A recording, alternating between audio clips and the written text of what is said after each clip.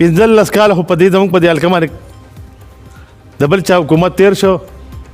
بلکې د بل چا نه د یو کور حکومت را باندې تیر شو. خو د الله تعالی لاک لاک شکر دی چې په خپل کلي کې د ترکې اوسېدونکي دي. د ترکې هغه جنازګاه ولهم زموږ د نازولې ناظم اعلی چې شاته ناست دی هغه ولهم د جوړه کړې ده.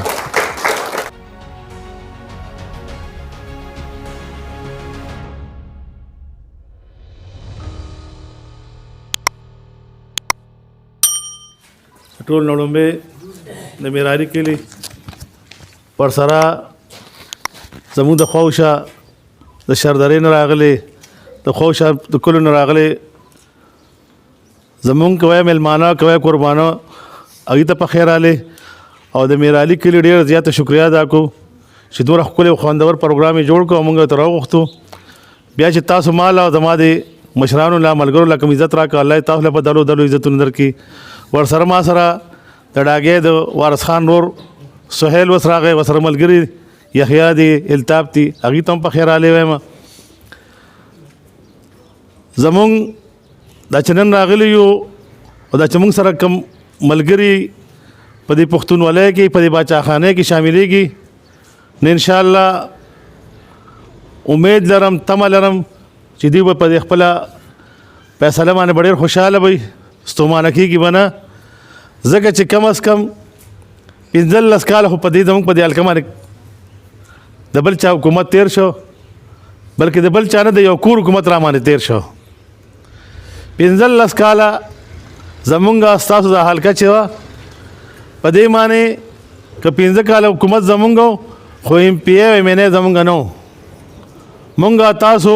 په دې باندې په دې خپل حلقه باندې مونږ اسفندیار خان بیلو، مونږ امیر رحمان بیلو. خو د هغې باوجود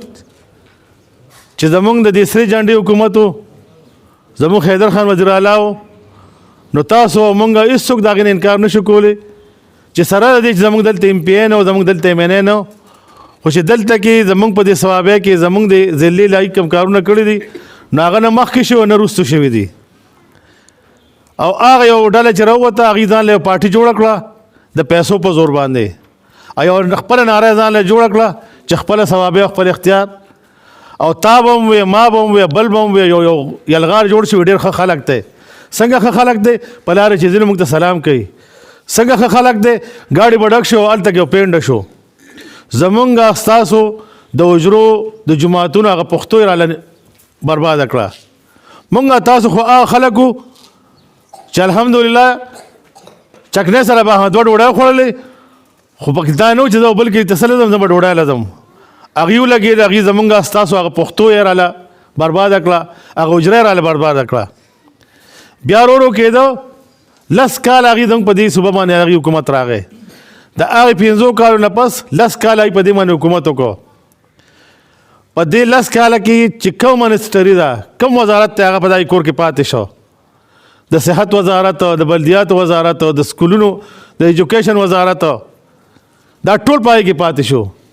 خو د الله تعالی لاک لاک شکر دی چې په خپل کلي کې د ترکې اوسېدونکي دي.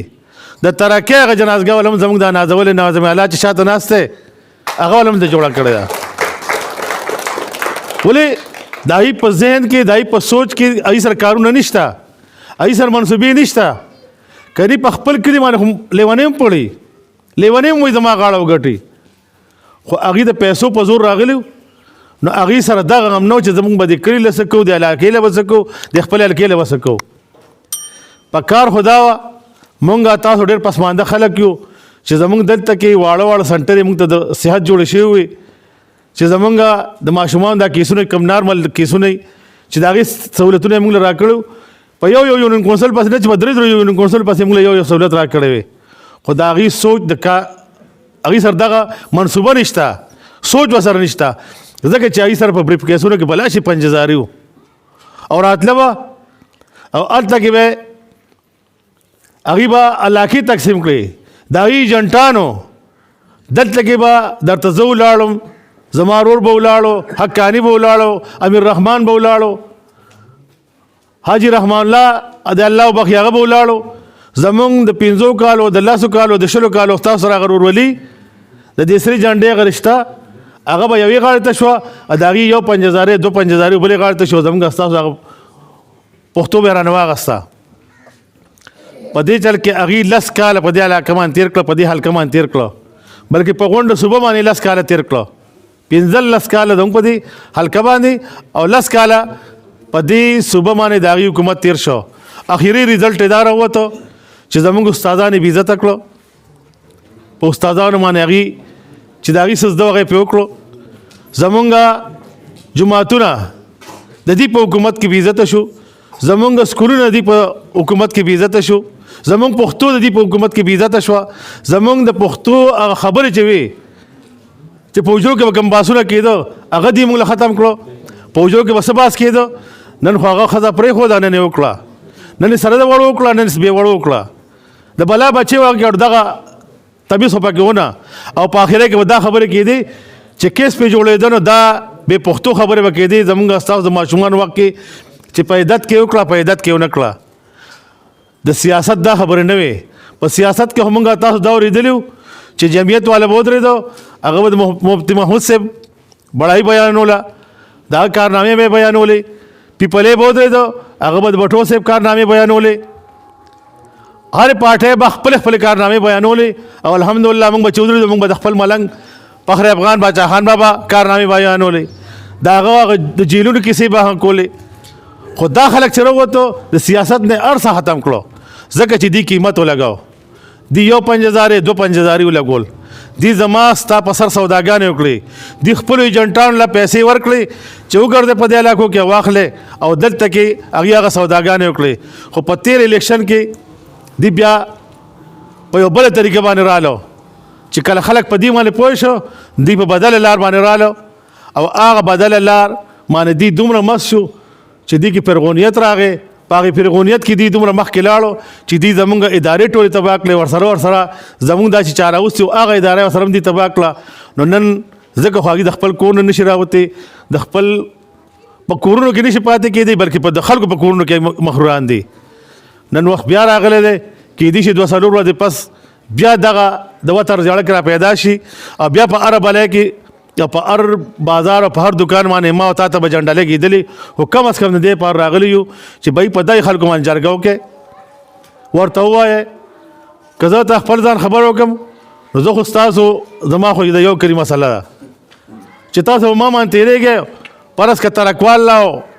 بل ذهن دا خو به ډېر زیاتې ځکه کوئ چې زمونږ ستاسو خو د یو کلي خبره ده که ما سره وارث خان دی د ملنګ شهباز خان زوی دی الحمدلله هر سهولت ورسره شته په پیسو برابر دی په هر څه برابر دی خو خوی بوی ته وګوره ځکه چې د شهباز خان زوی دی لوی پکې نشته په حجره پوهېږي په جومات پوهېږي د دې لپاره راغلي مهرباني وکړئ 15 کاله خو دا خلک هم لوړیا کوړیا کړو ځان هم لوړیا کوړیا کړو دا ځل لکړو دا خپله پښتو وګټئ دا خپله پارټي وګټئ د سرې جنډې سره ملګرتیا وکړئ موږ سره ملګرتیا وکړئ زموږ خو مخامخ ته ناست دی غلام حقاني الحمدلله 4 کاله د تحصیل ناظم پاتې شو او په هر یونین کونسل کې د 1 کروڑ د پاسه کارونه د روپو کارونه کړي دي په هر یونین کونسل کې د جنازګاه جوړه کړې ده په هر یونین کونسل کې د خپل حاضري لګولې ده چې پکې غلا نه وه نو ورپسې بیا مونږ او تاسو په دومره اکثریت باندې پاس کړو چې 3.5 ووټ دلته کې اخیستی دی بیا یې د ناستې د هغې ناپکارو دکه وسو چې بلدیات منسټرو هغې دغه وکړی شو هغې نور څه نه شو کولی نو هغې دغه وکړی شو چې پنډونه یې بند کړو د دغې یوې خبرې تپوس تر انشاءالله ستاسو به د ووټ په ذریعه باندې کوو که الله مو کرا کړه مهرباني وکړئ راپاسئ اوږه په اوږه راسره ودرېږئ انشاءالله پته ورته ولګي چې ورورولي څه ته وایي پښتونولي څه ته وایي او دا ډله څه ته وایي او ازمایلي وي ما ازمایې 15 کاله د سرې جنډې حکومت تېر شوی دی په هغې باندې سوچ وکړئ د هغې د 10 کالو په حکومت باندې سوچ وکړئ چې صوبې سره دا په لومبي ځل باندې دی چې تنخوا وخت راځي وي صوبې سره تنخوا پیسې نشته دی ډېر ټایم نه اخلم مشران ناست دي زموږ د تحصیل صدر طیب زمان صاحب زموږ د ضلعې صدر غلام حقاني صاحب هغې ناست دي هغې په تفصیل سره خبرې کړي ډېره مننه والسلام